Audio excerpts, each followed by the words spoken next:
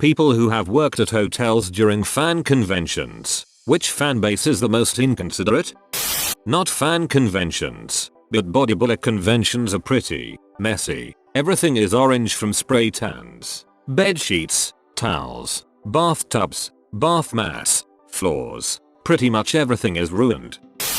Finally, an Ask Reddit that relates directly to me. I am the banquet captain of a hotel, so I have to host all dining aspects of these conventions. Upon reading this question, I instantly, without a doubt, knew the answer. The National Button Society. It consists of extremely elderly shirt button collectors and enthusiasts from all over the country, mostly Midwesterners. They demand we don't clean the tables or vacuum the floors until a week after they leave in case some old leaves behind a $5,000 button or something like that. They didn't into button auctioneering.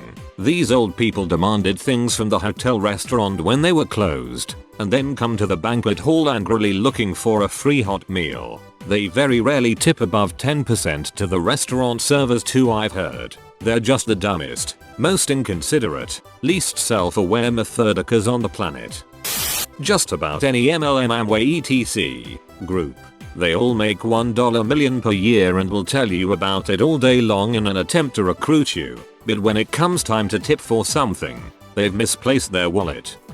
On a positive note, everything I've heard about Gen Con from locals in Indianapolis is great. Biggest tabletop gaming convention in the US. One waiter said to me, "We love you guys. You're way better than the Pokemon convention. Those people have so many allergies." Which is incidentally one of the funniest things I've ever casually overheard. Scrapbookers. Just detritus everywhere. Freaking realtors. Re-MAs holes as they are affectionately referred to in the hotel I worked in. Noisy, cheap, super entitled, arrogant, just a pain in the ass to deal with. I noticed a great difference between the nouveau riche realtors with the bad attitudes and the truly wealthy powerful who could buy the hotel with pocket change and asked how your job was going and was there a decent place for fish and chips around. I used to work at a small hotel that was popular with the dog show circuit when the Kennel Club came to town during the summer. Dog show people are weird. You know those people in movies who overly pamper their pets with bottle imported water, steaks, etc. Yeah, that stereotype has nothing on these people, but they were pleasant, didn't cause a ruckus, and followed the rules at least. I will say on their behalf that they were always good about cleaning up after their pets. Never had a problem with poop piles in the hotel grassy areas, which was nice. I was staying in a hotel that was hosting a regional coroners convention.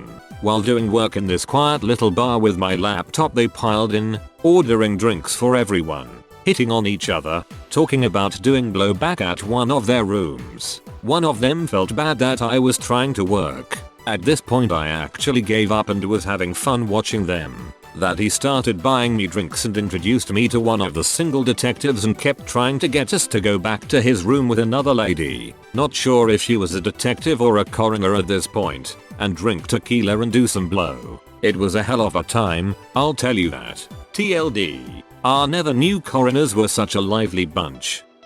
No matter the hotel. Whenever a youth sports tournament occurs, the hotel will be filled with hordes of unsupervised children running, screaming, and pretty much destroying everything they have access to. The parents usually group together, ignore the kids completely and start drinking. I don't blame them. It was probably a long day for them too. However, they usually become louder and more obnoxious than the kids. Since they're tired and drunk, they become rude, demanding, develop a real attitude about everything. What makes it worse is that these attitudes happen in group of people and you'll be harassed all at once. Any other guests at the hotel become furious because dozens and dozens of people are outside their doors running and yelling. We are usually helpless to control them or kick them out, like we do with a single loud room.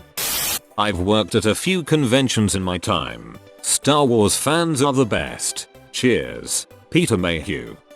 I was once staying in a hotel full of electrical engineers. They seemed okay for the most part, but every time I got on an elevator there would be a group of them with every button pressed arguing about elevator algorithms. They weren't elevator engineers or anything, as far as I could tell, and it was a different group every time. It just seemed that every time a group got on one they'd inevitably start arguing about the elevators.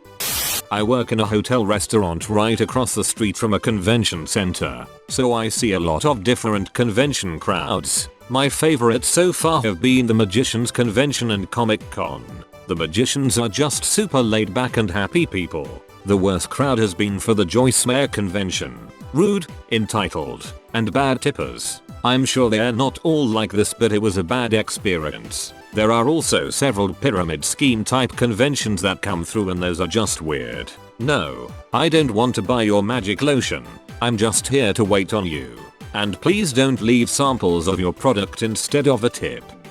I was a bellman at a hotel with a 90,000 square featuring city convention center attached. There's 3 different ones that come to my mind. 1. Dance and cheerleading conventions competitions. Holy shit, the parents are horrible. You can tell how hard they are on their children based on the way they treat the staff. Very demanding, rude, and entitled. The kids are awesome. Usually very spirited and fun to joke around with, but holy frick, the parents, usually mothers, dads, were just busy getting drunk in the bar, are jerks. On top of that, you see all these 4-year-old girls dolled up like they're 25, and that's just fucking sad to see. And imagine how you would feel if 900 girls who just put on way too much perfume roamed your place of business for 3 straight days. That shit gives you a headache too.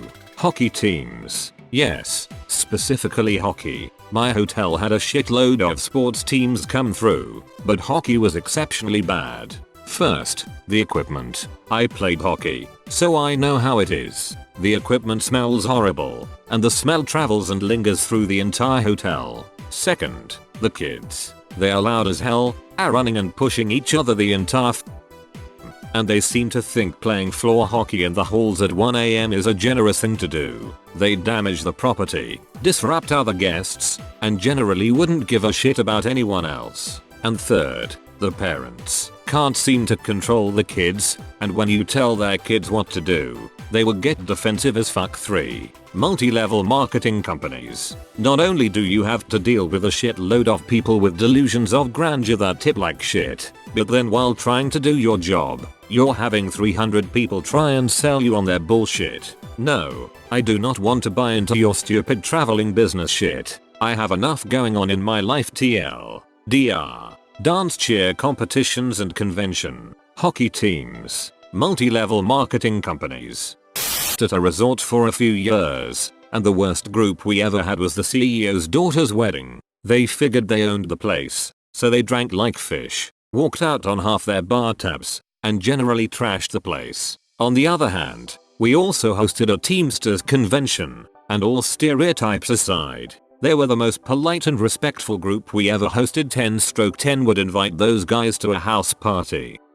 Jugglers are the worst. They spray Faygo everywhere, act like complete jerks, break everything, and just do completely douchey things. Because of this, ICP has been banned from every venue they've held a GOTJ at. I went to the one in Peoria in 2003, and they were breaking toilets, spray painting shit, and at one point, some security guys got a bit scared and started pelting everyone with tear gas at it.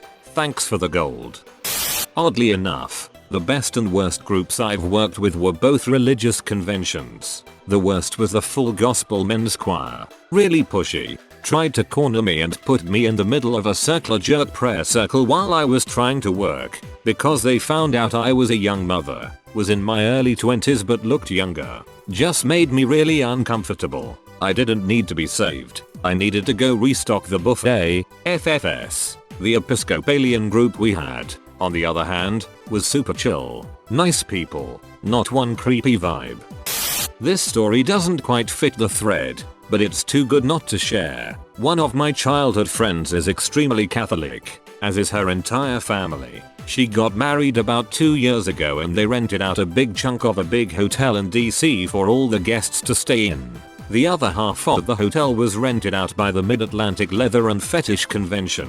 I almost had an aneurysm from laughing too hard when the bride came down in her dress followed by about 20 dudes in assless chaps and not much else.